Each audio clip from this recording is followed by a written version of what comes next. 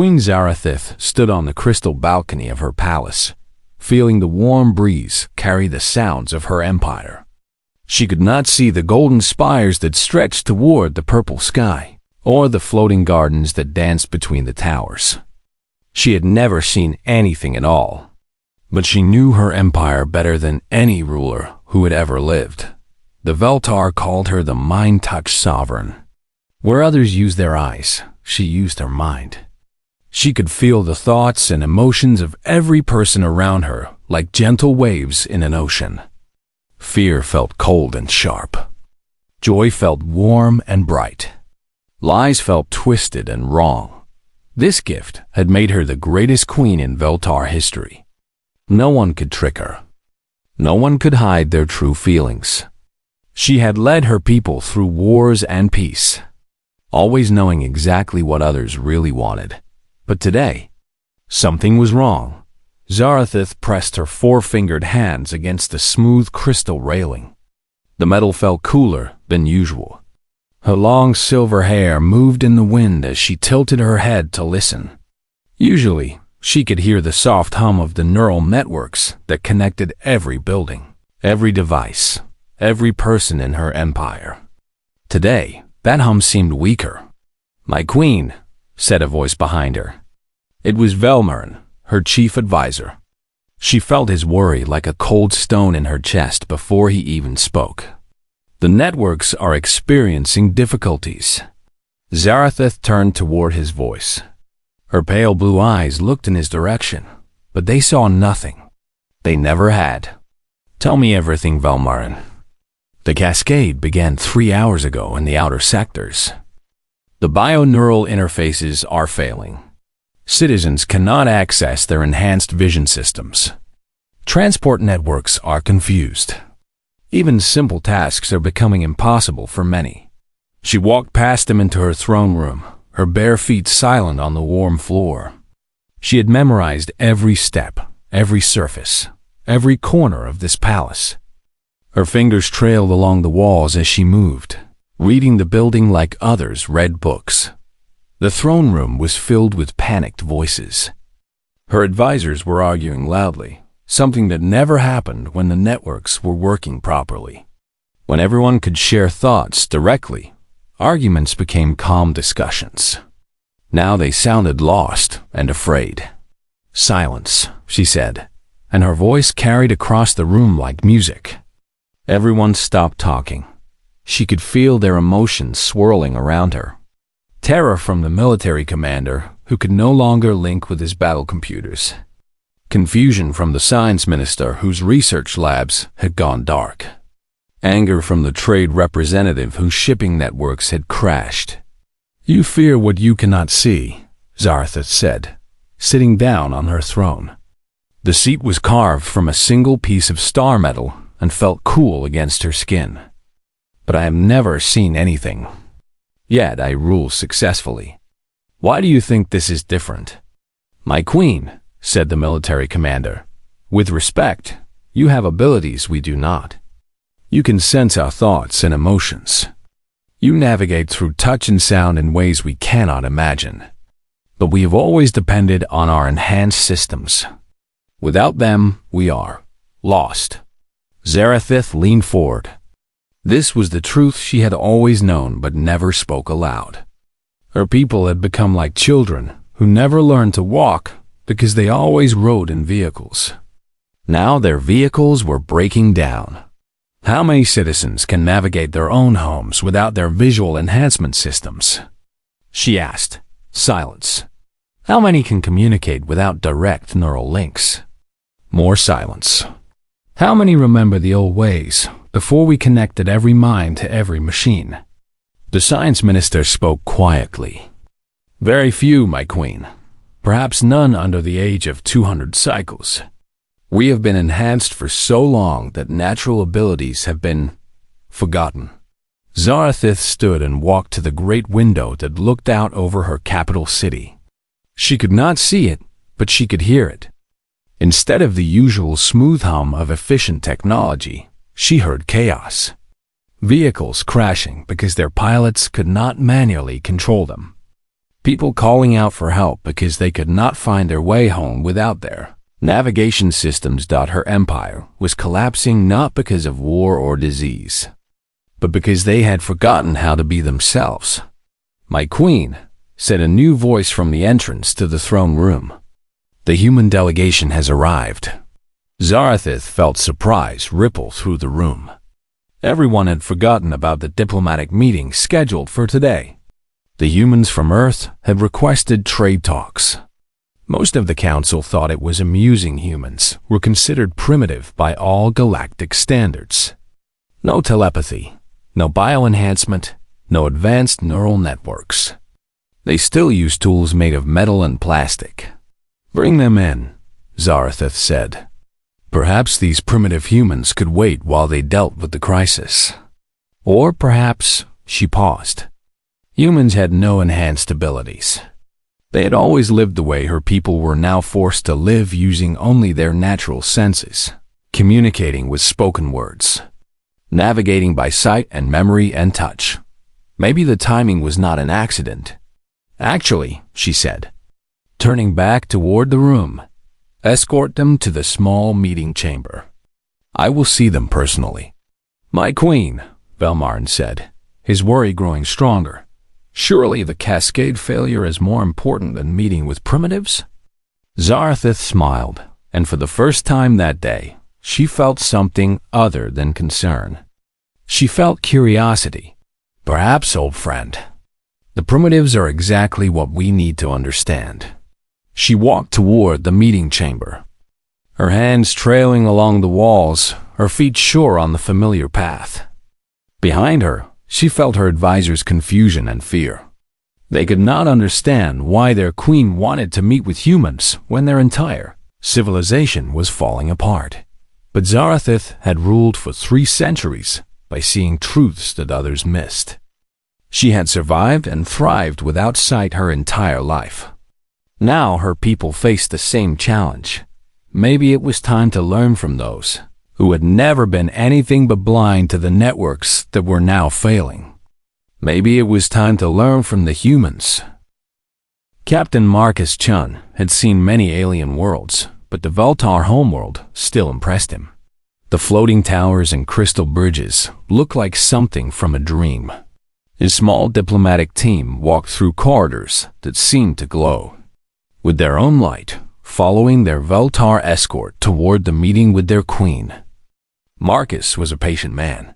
He had to be, in his job. Most alien species looked at humans and saw nothing special. No telepathy, no enhanced senses, no advanced biotechnology grafted into their bodies.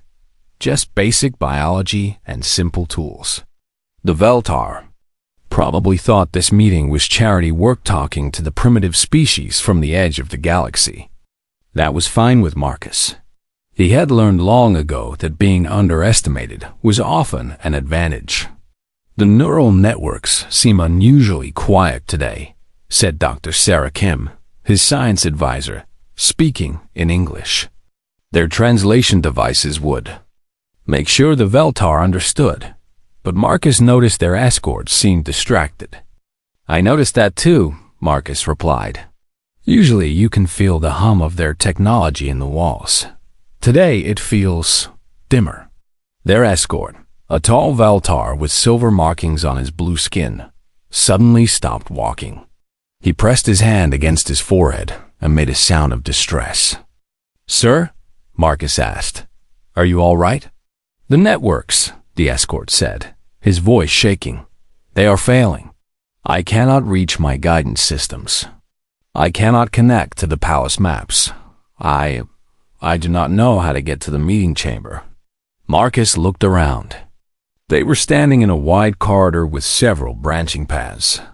To the Veltar, this was probably a crisis. To Marcus, it was just navigation. "Which direction were you taking us before?"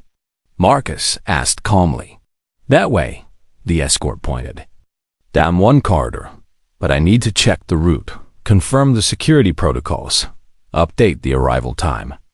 "Let's just walk that way and see where it goes," Marcus suggested. "If we get lost, we'll ask someone for directions." The escort stared at him with large, dark eyes.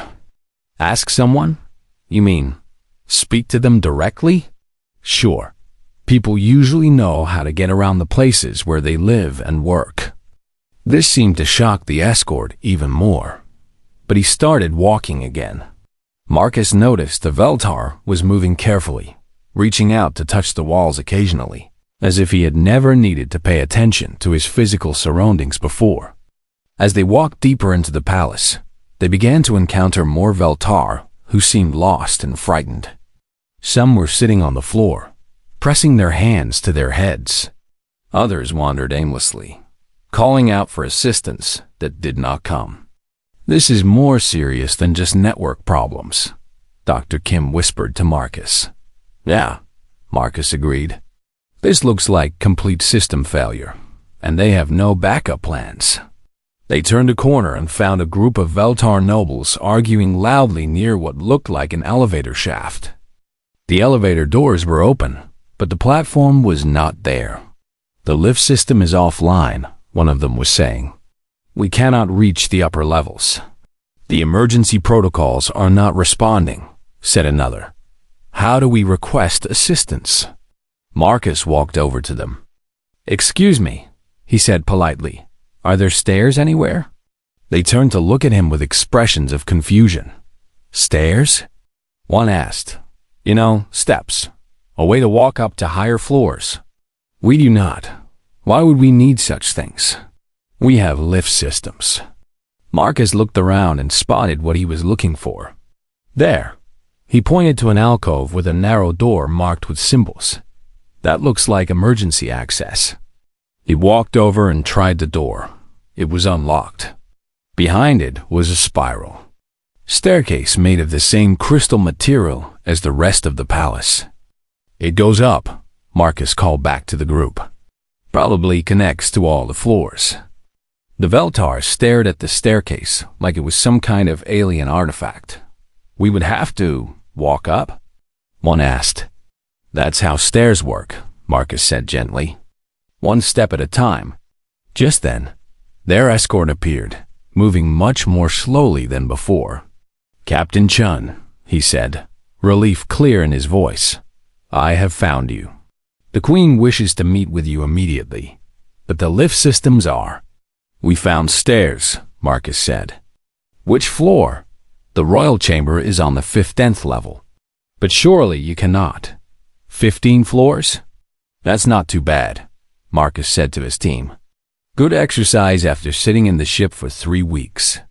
Dr. Kim nodded, though she looked concerned about their host's condition. Lead the way, Captain. As they climbed the crystal steps, Marcus could hear commotion throughout the palace. Voices calling for help, the sound of things breaking, what might have been crying. By the time they reached the 10th floor, their escort was breathing hard and needed to rest. You do this easily, the escort observed, watching Marcus climb without difficulty. Humans walk a lot, Marcus explained. We evolved that way. Walking, climbing, carrying things with our hands, it's what our bodies are designed for. But you have no enhancement systems to assist you? Nope. Just muscles and bones and practice. When they finally reached the royal level, they found controlled chaos. Veltar officials were trying to organize some kind of emergency response. But without their usual technology, everything was confusion. A tall Veltar with ornate clothing approached them. I am Velmarin, Chief Advisor to the Queen. Captain Chun, Her Majesty wishes to speak with you urgently. Of course, Marcus said. Though I should mention, if you need help with emergency procedures, my team has experience with crisis management. Velmarin looked puzzled. What kind of experience? Well, humans don't have neural networks or bioenhancement systems. So when things go wrong, we have to solve problems manually. We've gotten pretty good at it. Manually? With our hands. And our brains. And by talking to each other and working together. Velmarin led them through corridors toward what Marcus assumed was the Queen's meeting chamber. Along the way, Marcus noticed Veltar's staff struggling with tasks that seemed simple to him, opening doors without automatic sensors, finding rooms without digital guides, even picking up objects that had fallen. "How long have your people been dependent on the neural networks?" Marcus asked. "Dependent is not the right word," Velmarin said carefully. "Enhanced, improved. We have been enhanced for over 800 cycles. So about 30 generations of humans, Doctor." Kim calculated quietly. "And before that?" Marcus asked. "Before that, we were limited. Primitive, you might say." Marcus smiled. "Primitive. Yeah, we get that a lot." They reached the meeting chamber, and Velmarin gestured for them to wait. "The Queen will join us shortly. She is managing the crisis." "Of course," Marcus said. "Take your time." As they waited, Marcus looked around the chamber. Beautiful design, obviously functional when all the technology was working. But now it was just a room with furniture and decorations. And that, Marcus thought, might be exactly what they needed to focus on. Just things. Simple, physical, real things that worked whether you had super technology or not. Maybe this meeting would be more interesting than anyone expected. When Queen Zarathith entered the meeting chamber, Marcus noticed immediately that she moved differently than the other Veltar he had encountered. While the others seemed lost and confused without their technological assistance, she walked with confidence and purpose.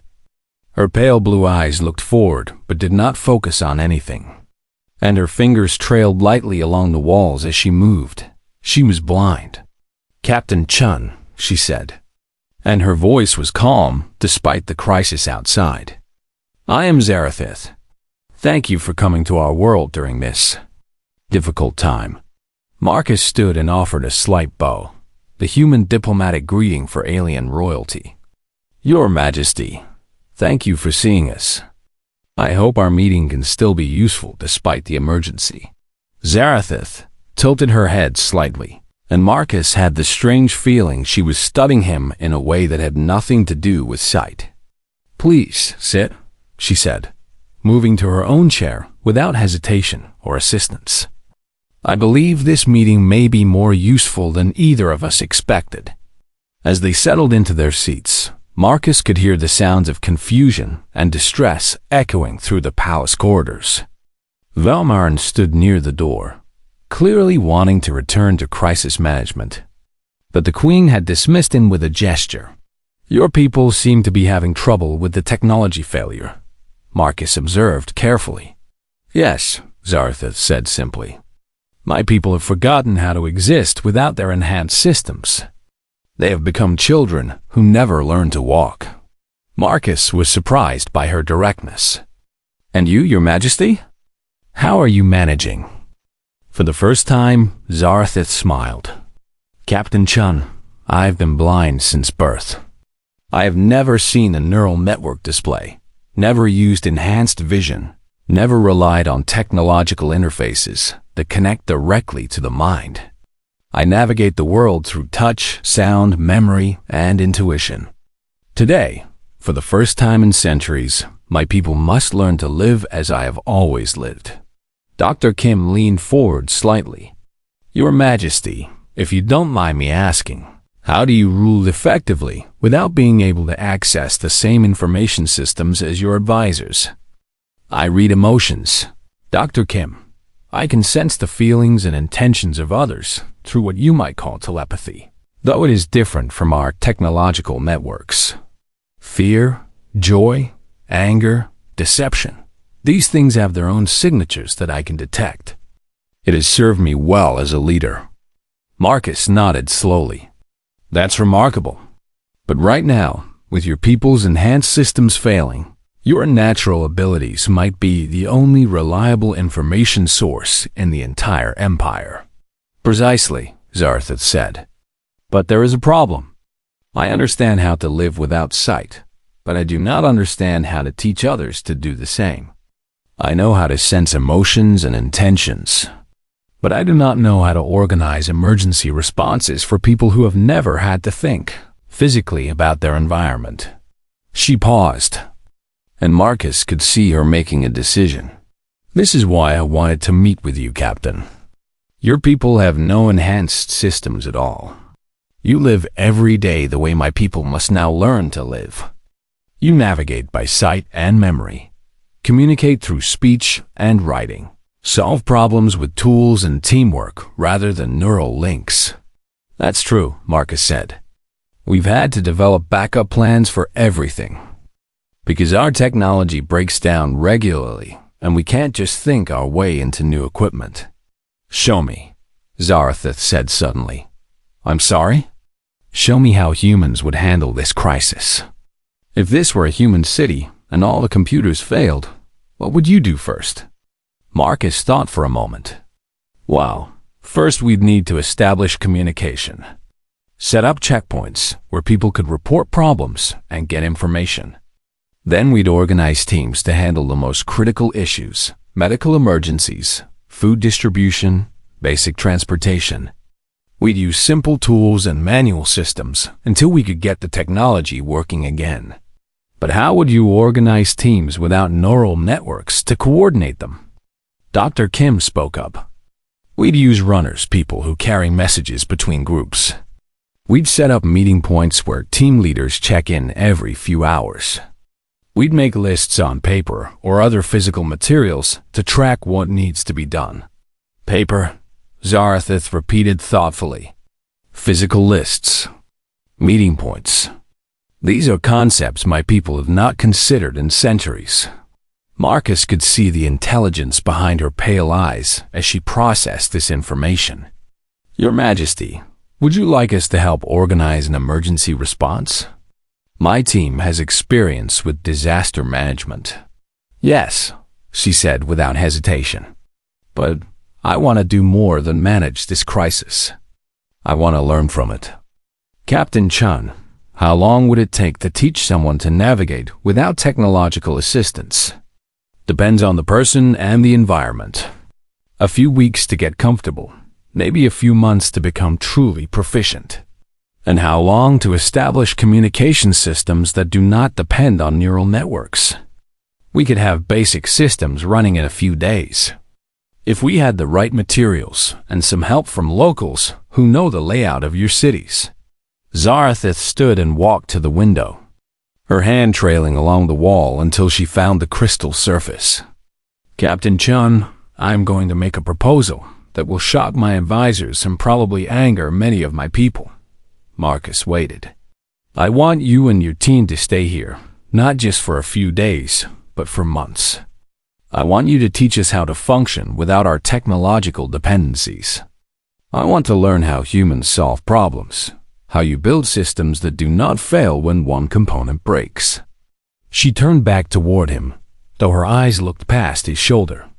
In return, I will share with you the secrets of our biotechnology and the knowledge we have gained from 8 centuries of neural enhancement. But more than that, I believe humans have something we have lost. You have resilience, adaptability, the ability to function when everything goes wrong. Your Majesty, Dr. Kim said carefully, that kind of cultural exchange would be unprecedented, and it might be difficult to convince both our governments to approve such an arrangement. Then, we will not ask them, Zarathith said with a slight smile. Captain, do you have the authority to make emergency decisions in crisis situations? Marcus grinned. As a matter of fact, I do. And I am the queen of this empire. I believe that gives us sufficient authority to begin immediately. She walked back to her chair, moving with the same confident ease she had shown since entering the room. There is one more thing, Captain. I sense something in you that I have not felt in others of your species that I have met before. What's that, Your Majesty? Understanding. You do not pity me for my blindness, and you do not see it as a limitation to be overcome. You see it as simply another way of experiencing the world. This suggests to me that you might understand other differences as well. Marcus felt something shift in the air between them, though he could not have said exactly what it was. Your Majesty, I think this partnership might be beneficial for both our peoples in ways we can't even imagine yet. I believe you are correct, Captain Chun. Shall we begin? Outside the chamber, the sounds of chaos continued, but inside, two very different leaders began planning how to turn a crisis into an opportunity for transformation. 6 months after the Cascade failure, the Veltar Empire looked completely different. Marcus walked through the capital city streets, observing changes that would have been impossible to imagine when he first arrived. Veltar citizens moved confidently without neural network assistance. Street corners had physical signs with directions. Buildings had emergency stairs and manual door controls. Most importantly, people talked to each other directly instead of communicating only through technological links. The morning reports? "Captain," said Velcaris, a young Veltar who had become Marcus's assistant. She handed him a stack of physical documents, another human innovation that the Veltar had adopted enthusiastically. Marcus reviewed the papers as they walked toward the palace. Food distribution was running smoothly using manual tracking systems. The emergency communication network was functioning across all sectors. Most impressive of all, productivity in many areas was actually higher than it had been before the Cascade failure. "Tell me about the outer mining colonies," Marcus said. "They have exceeded extraction quotas for 3 consecutive weeks." Velcaris reported proudly. "The workers say they prefer the new manual systems because they can actually understand what they are doing instead of just following neural prompts." Marcus smiled. That was typical of what they had discovered over the past months. When people had to think for themselves, instead of relying on automated systems, they often found better ways to do things. He found Zarathith in the palace gardens, sitting beside a fountain. She was working with a group of children, teaching them to navigate by sound and touch. This had become one of her favorite activities, showing young Veltar that enhanced senses were not necessary for a full life. "Close your eyes," she told them. "Listen to the water. Can you tell which direction it is flowing? Can you hear the difference between shallow water and deep water?" The children giggled as they tried to follow her instructions. Marcus watched, thinking about how much had changed between them as well.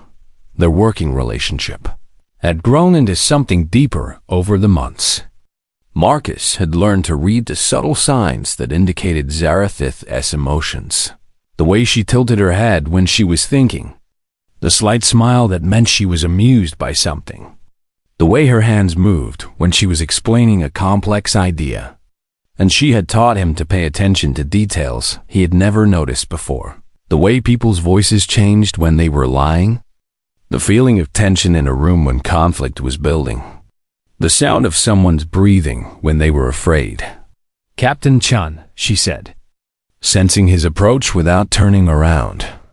"How are the infrastructure projects progressing?" "Better than expected," Marcus replied, settling down on the stone bench beside her. "The hybrid systems are working well. Veltar biotechnology with human backup protocols. Telepathic networks supported by physical communication lines. Advanced manufacturing with manual override capabilities. And the people? Happy, mostly. Proud of what they're learning. Some of the older nobles still complain about the changes, but the general population seems to prefer having more control over their own lives." Zarathith nodded. "I have sensed this as well. There is less anxiety in the emotional atmosphere of the city. People feel more secure when they understand how their tools work instead of just using them blindly." Marcus had proposed the hybrid approach after observing how completely the Veltar had depended on their neural networks. Instead of just fixing the old systems, they had built new ones that combined Veltar advanced technology with human redundancy principles. Every automated system had a manual backup. Every network connection had a physical alternative. Every decision process included both telepathic consultation and spoken discussion. The children finished their exercise and ran off to play, leaving Marcus and Zarathustra alone beside the fountain. "Marcus," she said, and he noticed she had stopped calling him Captain weeks ago. "There is something I want to discuss with you." "What's that?" "The council has been pressuring me to choose a consort. They believe the empire needs stability, and a royal marriage would demonstrate confidence in our future." Marcus felt something tighten in his chest. "Have you given it thought?" "Yes," she said simply.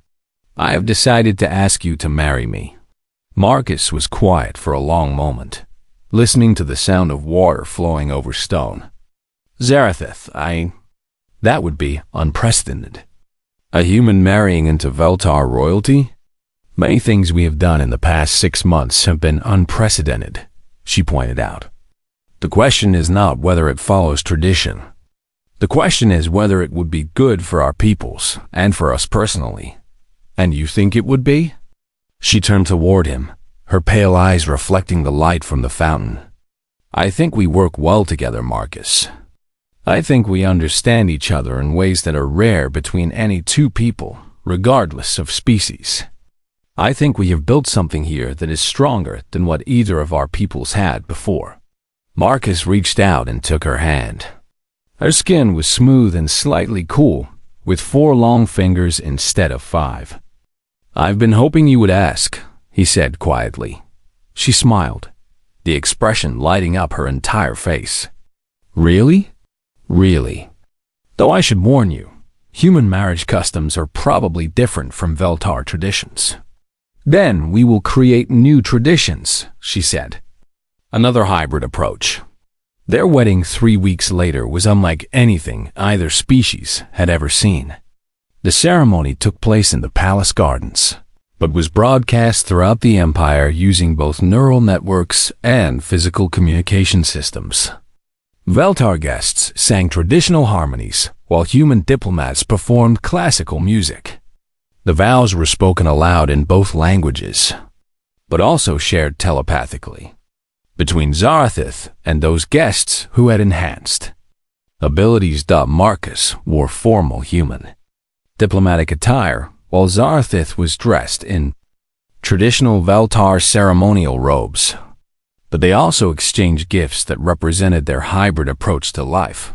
Marcus gave her a mechanical watch that worked without any electronic components, while she gave him a biotechnological device that enhanced his natural empathic abilities without requiring neural implants.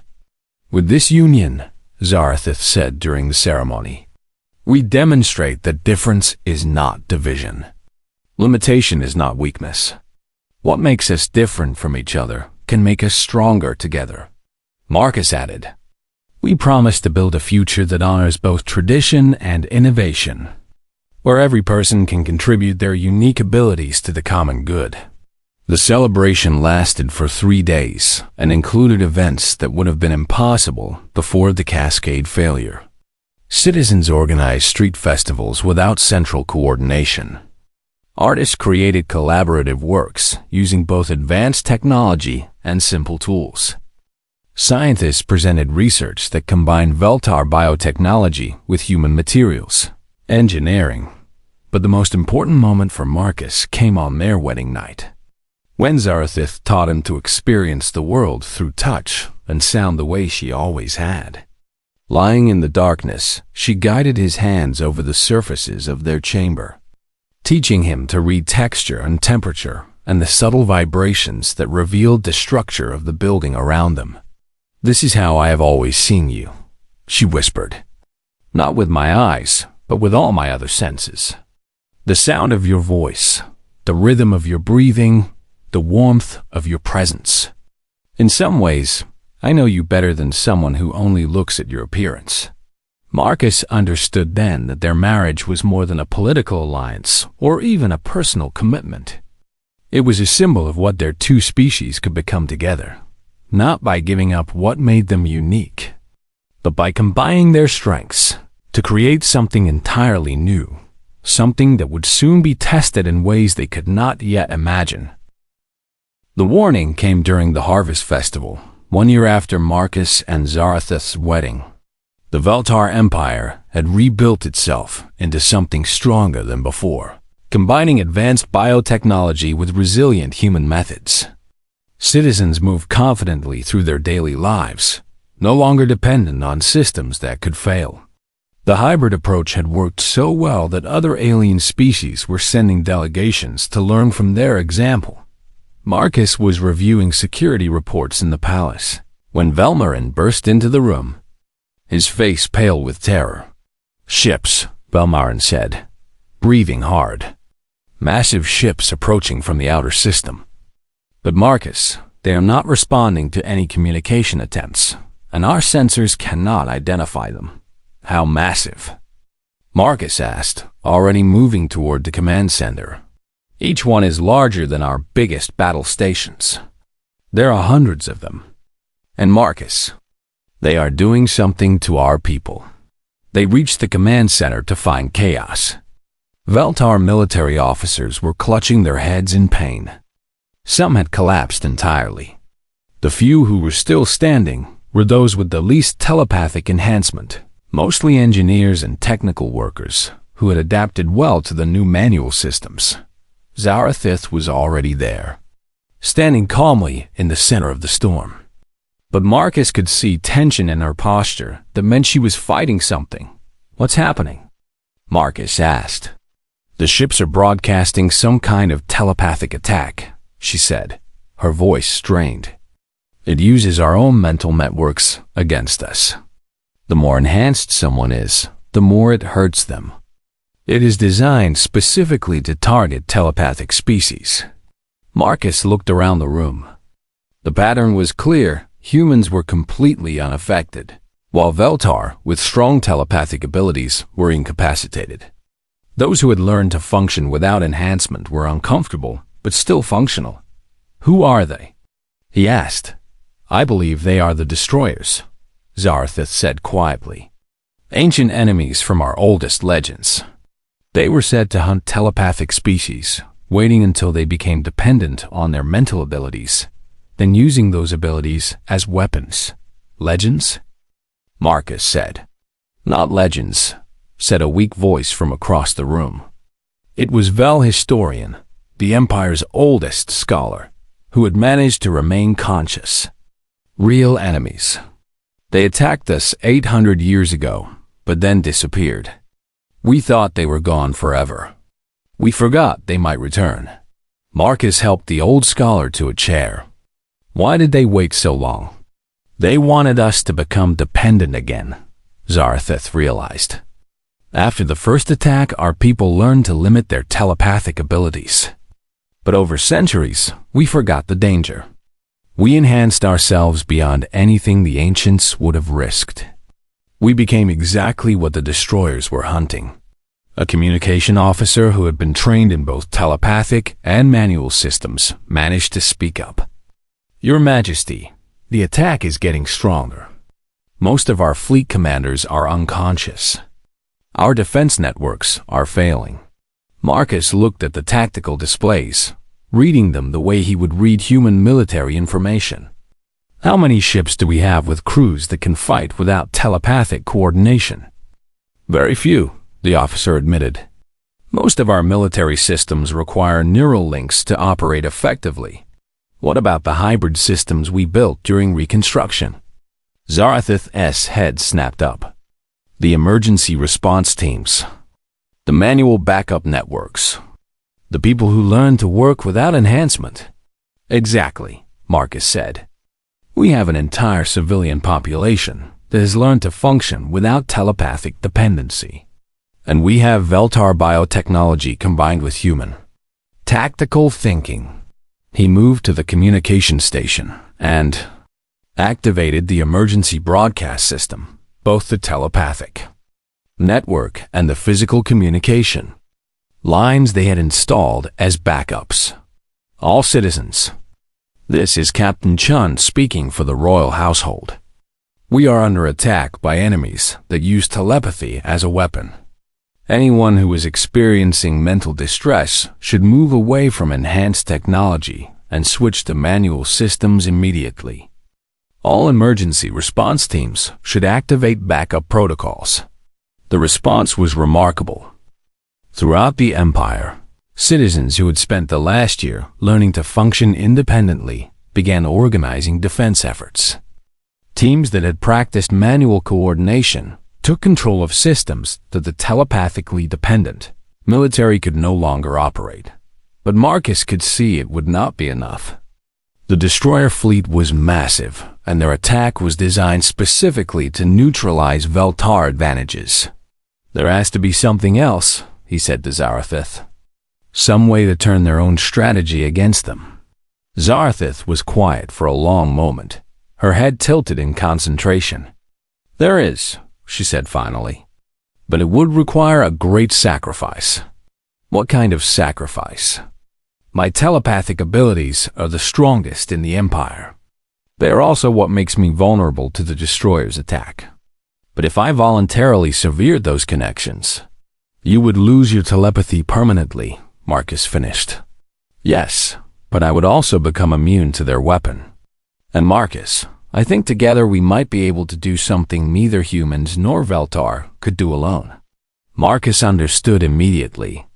You have spent your entire life navigating without sight, using spatial awareness and intuition. I have human tactical training and the ability to function in chaos. If we combine those abilities, we might be able to coordinate a defense that the destroyers cannot predict or counter, she said. They have planned for telepathic responses and for purely technological responses. But they have not planned for blind intuition guided by human strategic thinking. The decision was made quickly, though Marcus could see what it cost her. Zarathith had always been proud of her telepathic gifts, even as she proved that blindness was not a limitation. Now she would give up the abilities that had made her unique among her people. The process was completed in the Palace Medical Center, using Veltar biotechnology to carefully sever the neural pathways that enable telepathic connection. Marcus stayed with her throughout the procedure, holding her hand as she voluntarily became like him, relying only on natural senses and learned intuition. When it was finished, they returned to the command center together. Zarathith moved differently now, relying entirely on her physical senses for the first time in her life. But Marcus could see that instead of diminishing her, the change had somehow sharpened her remaining abilities. Now, she said, let us see what we can accomplish together. What followed was unlike any battle in galactic history. Zarathith's lifetime of experience navigating by sound, touch, and spatial awareness, combined with Marcus's human understanding of chaos management and tactical flexibility, created a command partnership that functioned on levels that destroyers had never encountered. They coordinated defense efforts using a combination of physical signals, spoken commands, and intuitive understanding that did not depend on any technology the enemy could disrupt.